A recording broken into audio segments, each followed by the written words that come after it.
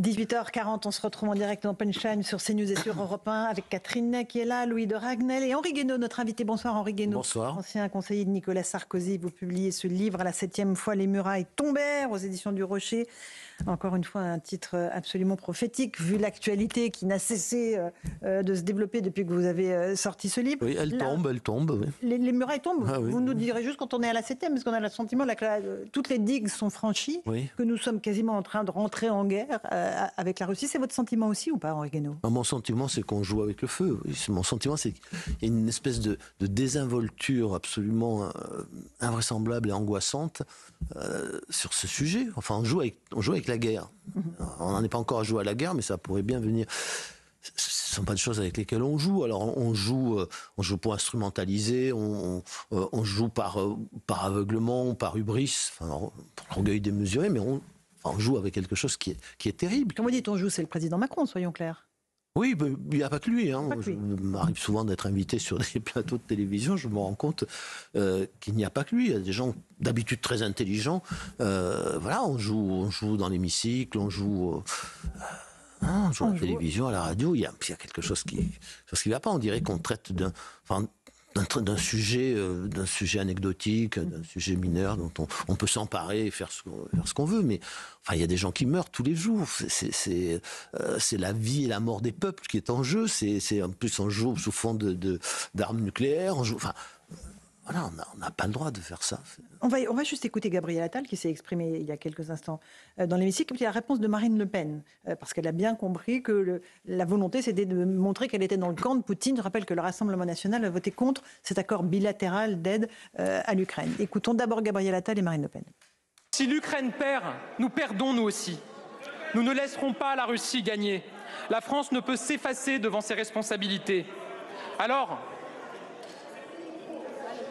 je le dis ici, en tant que Premier ministre de la France, au nom du gouvernement de la France, à la tribune de l'Assemblée nationale de la France, je le dis au plus profond de mon cœur, qui résonne et qui bat pour la valeur de liberté des peuples. Je le dis du plus profond de mes tripes qui se nouent autour de l'intérêt des Français. Slava Ukraini. Peut-être, Monsieur le Premier ministre, était-ce l'objectif ?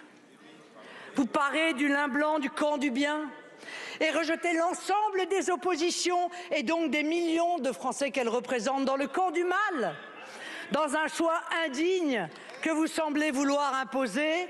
Soit on est pro-Macron, soit on est accusé d'être pro-Poutine. Voilà pour Marine Le Pen, et je rectifie, le Rassemblement national va s'abstenir de voter ce texte et non pas voter contre. Voter contre, c'est la France insoumise et le Parti communiste français. À quoi joue-t-on, Henri Guénaud, là ? On joue à instrumentaliser quelque chose, encore une fois, qui ne devrait jamais être instrumentalisé. On n'instrumentalise pas la paix et la guerre au service de la politique ordinaire, de la politique politicienne. C'est une folie. On oppose le camp du bien au camp du mal en permanence. On dit Hitler c'est Poutine, Poutine c'est Hitler. Laissons tomber les petites manœuvres et les petits calculs. Okay.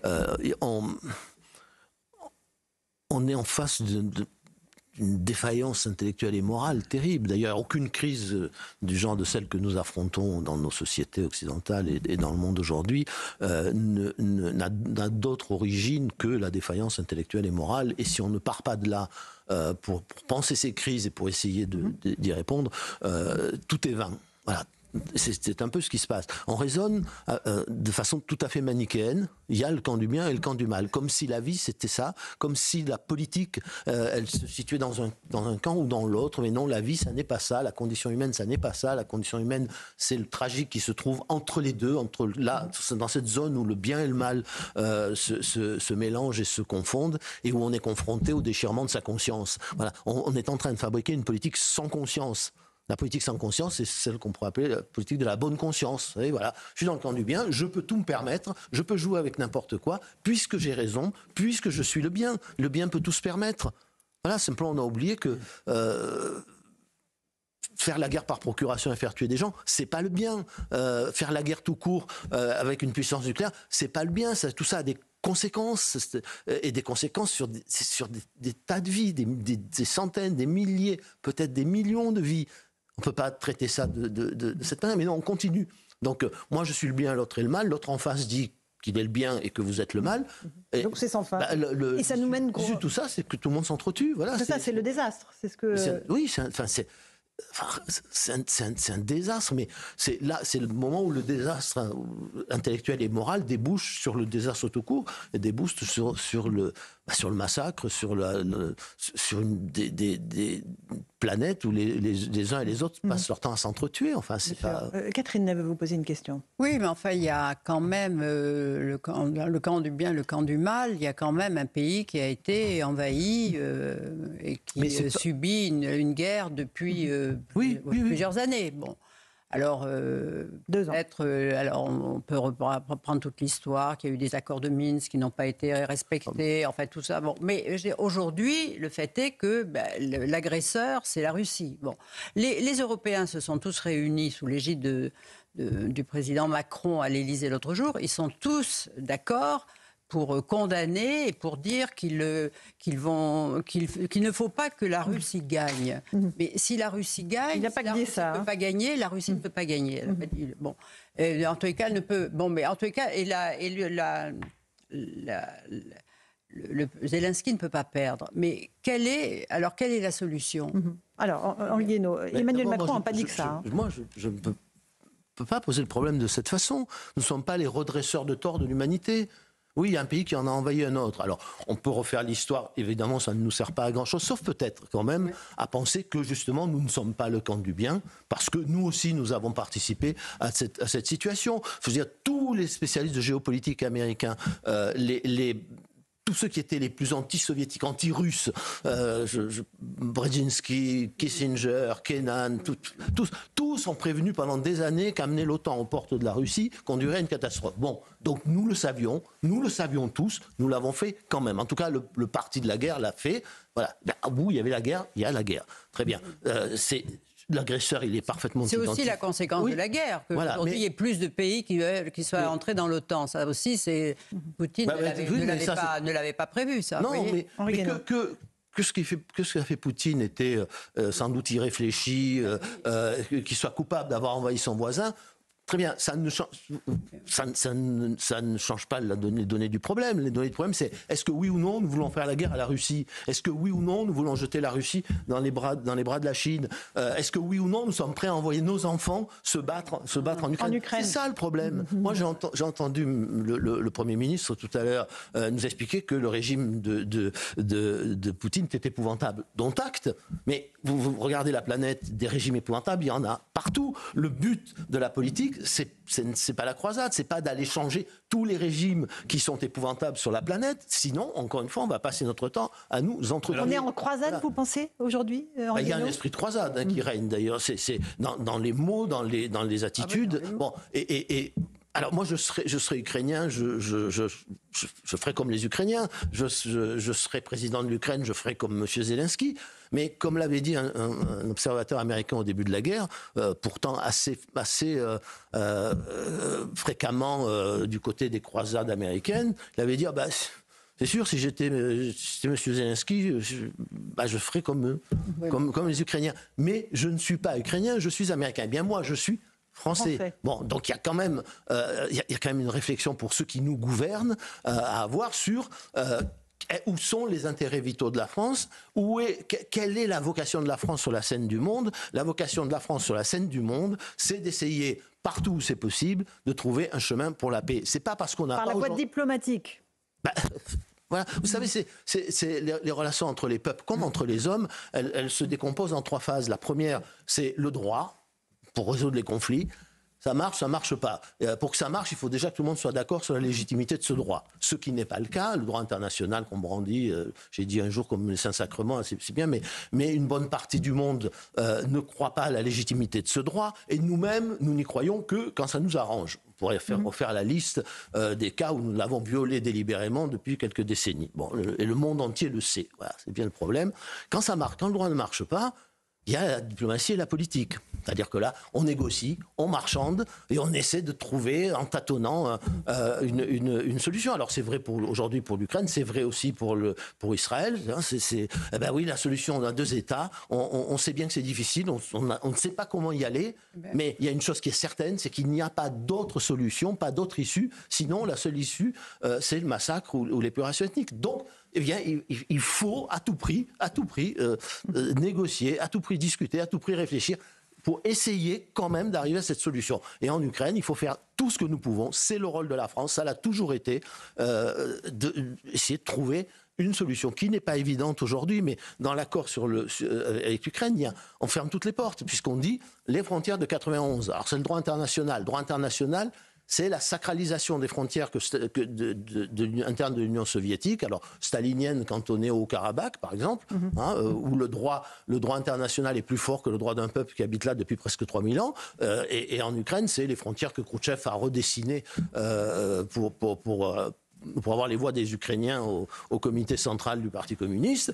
Bon, c'est pas sacré. Quand les républicains français, en 1871, ont préféré négocier avec les Allemands parce qu'il y avait la commune et que c'était plus dangereux pour eux, à leurs yeux, les communards que les Allemands, ils ont abandonné l'Alsace et la Moselle. Bon, mais c'est la vie des peuples, c'est la vie de la politique. Et quand ça ne marche pas, quand la diplomatie et la politique ne marchent pas, alors il y a la guerre. Et dans la guerre, il n'y a plus de règles, il n'y a plus que de la violence. Voilà, c'est-à-dire que quand on a épuisé tout ça, il ne reste plus que l'animalité, que la violence intrinsèque de l'homme, et elle dévore tout. Et elle dévore même la conscience de ceux qui en avaient encore une. C'est-à-dire qu'on ne sait jamais où on va.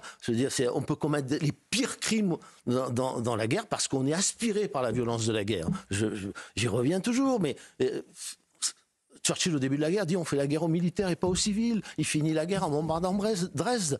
Entre 40 000... C'est combien de morts, Dresde? C'est 40 000 à 80 000 morts en une nuit. Entre 40 000 à 80 000, c'est pas... Brûlés vifs.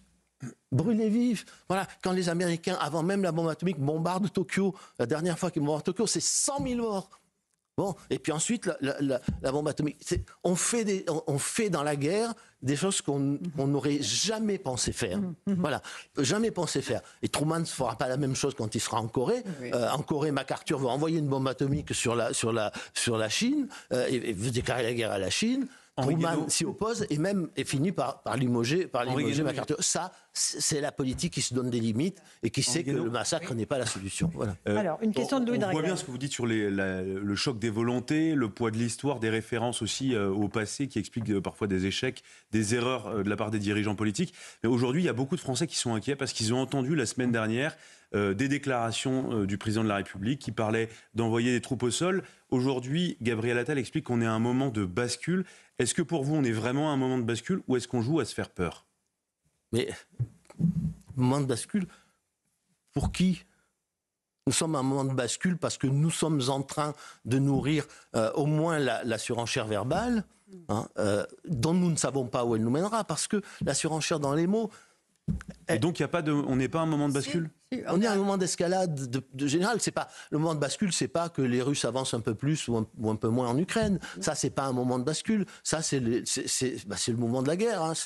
Voilà, autrement formulé, est-ce qu'on est déjà entré en guerre contre la Russie, selon vous, sans le dire ? Alors, on n'est pas entré en guerre encore contre la Russie, mais l'engrenage de la guerre est déjà là. Mais il est là depuis le début. Moi, j'avais écrit au début de cette guerre, vers la guerre comme des somnambules, parce que la guerre, arriver à la guerre est un engrenage, et la guerre elle-même est un engrenage. Elle l'est toujours. Toujours. C'est l'engrenage de la violence. Et quand cette violence sort, on ne sait plus l'arrêter. Bon, et là on joue, on en rajoute, c'est-à-dire qu'on joue avec le feu. En jouant avec les mots, on commence à jouer avec le feu. Rendez-vous compte. Imaginez-vous le général de Gaulle dire à ses alliés qu'ils sont des lâches. Imaginez, utiliser ces mots. Utiliser ces mots. Ces mots ne sont pas gratuits. Et on ne peut pas dire que De Gaulle n'était pas défenseur de l'honneur de la France, des grandes démocraties. La politique, c'est aussi, d'une certaine façon, se salir les mains. Moi, j'en peux plus de ce discours de nos valeurs que nous voulons imposer au monde entier. Nos valeurs. Mais on ne fait pas la guerre simplement pour ces valeurs. Sauf quand on vient chez vous, essayer de vous imposer les valeurs des autres. Mais sinon, faites pas ça. Imaginez, imaginez, pendant la Seconde Guerre mondiale, est-ce que Staline était un dictateur plus gentil, plus aimable, plus civilisé que Vladimir Poutine? Non, il était pratiquement aussi sauvage qu'Hitler. En tout cas, il a tué au moins autant de gens qu'Hitler. Et pourtant, les plus anticommunistes, les Churchill, les De Gaulle, les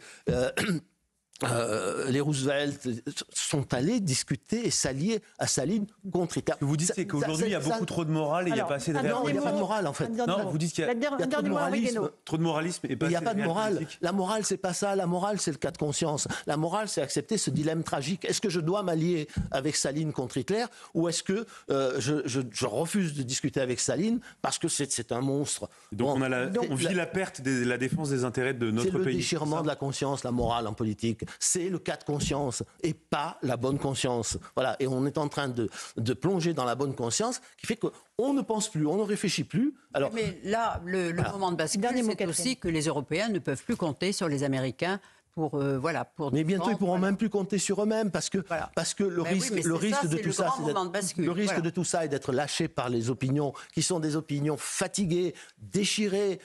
Regardez l'état de nos sociétés et regardez comment on finit toutes nos croisades précédentes où on disait exactement la même chose qu'aujourd'hui. On disait à propos du Vietnam, si on le fait pas, c'est un Munich asiatique. On a dit à propos de l'Afghanistan et à la fin on a eu un autre Munich, c'est-à-dire le Munich qui laisse les gens qui abandonne les gens sur place. Voilà. Vous vous souvenez de la chute de Saïgon? Vous vous souvenez de la chute de Kaboul? Voilà. Ça, c'est le risque. Si on ne pense pas à ça, alors il n'y a pas de morale. Il faut au moins mettre ça sur la table, au moins mettre ça dans la conscience et dans le dilemme tragique auquel nous sommes confrontés. Merci d'avoir tenu ce discours de vérité, Henri Guénaud. Merci d'être venu ce soir dans Politique.